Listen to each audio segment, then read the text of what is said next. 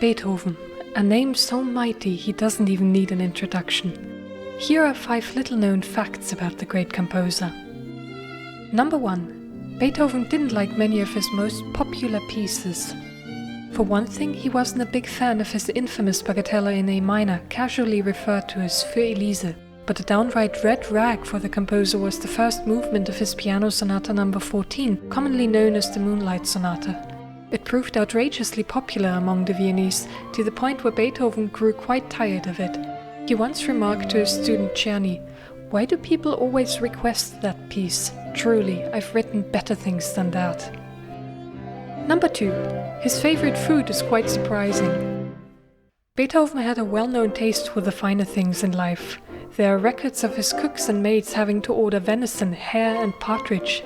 He also had a taste for traditional Viennese cooking, which includes many variations of boiled beef. However, Beethoven's favorite dish of all time was macaroni and cheese.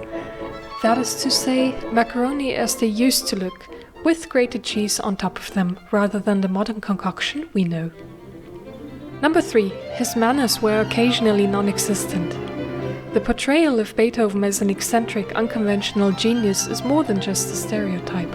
Quite unfortunately for many of his contemporaries, he didn't think much of good manners. From throwing eggs at waiters, to spitting on restaurant floors, to hurling chairs at his servant. Whatever interpersonal digression there is, you name it, Beethoven did it. In his later years, this fiery manner even spread into his relations with people he admired. When he met illustrious writer Johann Wolfgang von Goethe in Bohemia in 1812, Goethe later wrote about the encounter, "Beethoven's talent is astounding. Unfortunately, he has an entirely unbridled personality, which isn't wrong in finding the world detestable, but which doesn't make it more enjoyable for himself or other people either." Number 4.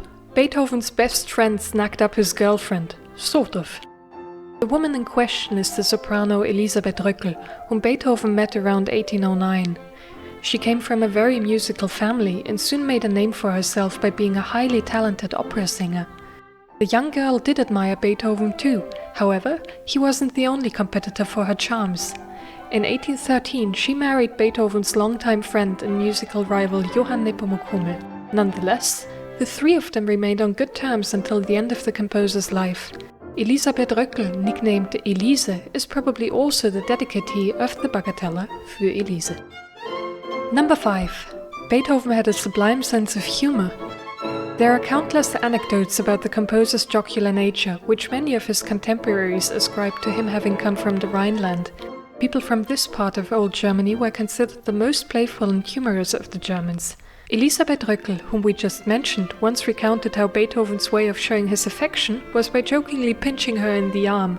But the composer's sense of humor is perhaps most evident in his letters, which frequently oscillate between the jocular and the absurd, and occasionally even touch upon the indecent.